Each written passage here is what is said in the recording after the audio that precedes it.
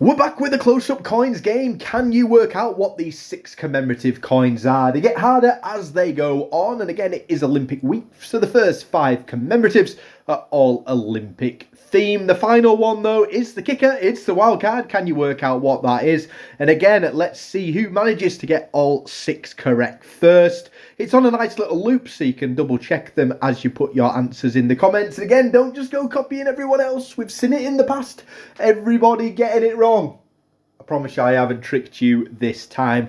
We'll go through all of the answers on Sunday, and again, we'll do some more of these. I know it's not everyone's favourites, but next week is Christmas week on the channel, so we'll be doing a Christmas-themed one all the way through that week. Again, get your guesses in the comments section. Yeah, the first one's a little bit easy, but they do get more difficult as they go on. Maybe 5 could be the one that tricks you. Again, best of luck with all of your coin hunts. I really hope you all have a really nice week, a nice chill one for me, as I am fortunately enough to be on holiday, so I am definitely chilling out. Again, if you've got any coin questions, queries, please do get them in the comments section.